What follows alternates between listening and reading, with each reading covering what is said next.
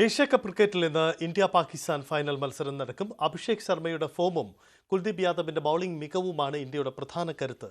ഹർദിക് പാണ്ഡ്യയുടെ പരിക്കിൽ മാത്രമാണ് ഇന്ത്യക്ക് ആശങ്കയുള്ളത്. ദുബായിൽ ടോസ് നേടുന്ന ക്യാപ്റ്റൻ ബൗളിംഗ് തെരഞ്ഞെടുക്കാനാണ് സാധ്യത. 8 മണിക്കാണ് മത്സരം. എൽദോ പോൾ പുതുശ്ശേരി ചേരുന്നു. എൽദോ, ഏറെയധികം പ്രാധാന്യമുള്ള മത്സരമാണ്. അത് കായിക ഇനമെന്ന രീതിയിലും അപ്പുറം രാഷ്ട്രീയ പ്രാധാന്യം കൂടി ഈ ഫൈനൽ മത്സരത്തിനുണ്ട്. എങ്ങനെയാണ് നമ്മുടെ ആകാംക്ഷകൾ, എങ്ങനെ പ്രതീക്ഷകൾ?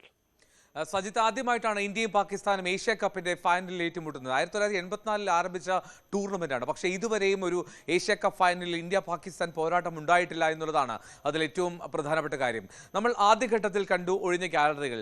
സൂപ്പർ ഫോറിലും അത്രമാത്രം നിറഞ്ഞ ഗാലറി കാണാൻ സാധിച്ചില്ല. പക്ഷേ ഇക്കുറി അത് കാര്യം മാറും, ഗതി മാറും, ഗാലറി നിറയും എന്നുള്ളത് ഉറപ്പാണ്. ഇന്ത്യയും പാകിസ്ഥാനും ഏറ്റുമുട്ടുമ്പോൾ ആധിപത്യം ഇന്ത്യക്കാണെന്നുള്ള കാര്യത്തിൽ സംശയമില്ല. പക്ഷേ അപ്പോൾ തന്നെ പാകിസ്ഥാന്റെ ഒരു മികവ് സൂപ്പർ ഫോറിൽ നമ്മൾ കണ്ടു. ഗ്രൂപ്പ് ഘട്ടത്തിൽ കണ്ട പാകിസ്ഥാൻ ടീമിനേക്കാൾ ഉപരിയായി അവർ ഓരോ മത്സരം കഴിയുമ്പോഴും പാകിസ്ഥാന്റെ ഒരു ആപ്തവാക്യം അത് ഒന്നുകിൽ ജയിക്കുക അല്ലെങ്കിൽ ആ മത്സരത്തിൽ പഠിക്കുക എന്നുള്ളതാണ് എന്ന് ഒരു മുൻ പാക് താരം കഴിഞ്ഞ ദിവസം പറയുന്നത് ശ്രദ്ധിച്ചിരുന്നു. അത് ഊട്ടിയുറപ്പിക്കും വിധത്തിലാണ് ഈ ടൂർണമെന്റിൽ പാകിസ്ഥാൻ മുന്നേറുന്നത്. ഫൈനലിലേക്ക് എത്തിയ പാകിസ്ഥാന്റെ പ്രകടനം അത്രത്തോളം ശ്രദ്ധേയമായിരുന്നു, പ്രത്യേകിച്ചും സൂപ്പർ ഫോറിൽ. പക്ഷേ ഇന്ത്യ ആകട്ടെ സൂപ്പർ ഫോറിലെ ചില മത്സരങ്ങളിലെ പ്രകടനം അത് അല്പം നിരാശപ്പെടുത്തി. പ്രത്യേകിച്ച് ഫീൽഡിങ്ങിൽ ബാറ്റർമാരിൽ കാര്യമായിട്ടുള്ള ഒരു പരീക്ഷണം ഉണ്ടായിട്ടില്ല. ഓപ്പണർമാർ മാത്രം സ്വാഭാവികമായിട്ടും ഇന്ത്യയെ ജയത്തിലേക്ക് കൊണ്ടുപോകാറുണ്ട് എന്നുള്ളത് തന്നെ. ഇനി സജിത് ചോദിച്ചതുപോലെ രാഷ്ട്രീയം വളരെയധികം ചർച്ചയാകുന്ന ഒരു ടൂർണമെന്റാണ് ഏഷ്യ കപ്പ്. ആദ്യ മത്സരത്തിൽ തന്നെ അത് പ്രകടമാകുകയും ചെയ്തു. ഇന്ന് പ്രധാനപ്പെട്ട കാര്യം, പാകിസ്ഥാൻകാരനായിട്ടുള്ള നഖ്വിയാണ് ഈ ഏഷ്യൻ ക്രിക്കറ്റ് കൗൺസിലിന്റെ ചെയർമാൻ.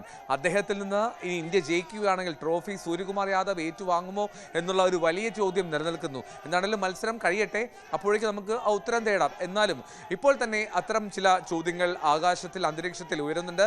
ഇനി ഞാൻ ആദ്യം സൂചിപ്പിച്ചല്ലോ, ഹാർദിക് പാണ്ഡ്യയുടെ പരിക്ക് ആശങ്കയാണ്. ഹാർദിക് പാണ്ഡ്യ ഉണ്ടാകുമോ എന്നുള്ളതിൽ ഒരു വ്യക്തത വന്നിട്ടില്ല. ഹാർദിക് പാണ്ഡ്യ ഇല്ലെങ്കിൽ ഒരു പക്ഷേ ടീമിലേക്ക് ശിവൻ ദുബെ മടങ്ങിയെത്തും.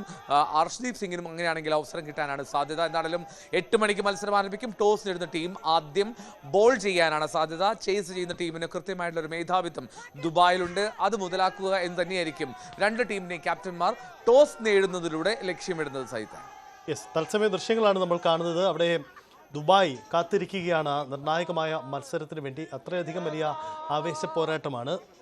ക്രിക്കറ്റ് ഫൈനൽ ഏഷ്യയിലെ ക്രിക്കറ്റ് രാജാവാര എന്ന് നിശ്ചയിക്കുന്നതിനൊപ്പം അതിന് രാഷ്ട്രീയ പ്രാധാന്യം കൂടി ഏറെയാണ്. അത് എന്തായാലും ഇന്നത്തെ മത്സരത്തിൻ്റെ അവസാന ഘട്ടങ്ങളിലേക്ക് പോലും ആ സങ്കീർണത, നിർണായകത്വമൊക്കെ എത്തും. അതുകൊണ്ട് എല്ലാ രാജ്യത്തിലെ ജനങ്ങളും കായിക പ്രേമികളും ഏറെ ആകാംക്ഷയോടെ കാത്തിരിക്കുന്നു ഈ ഫൈനൽ മത്സരത്തിന്.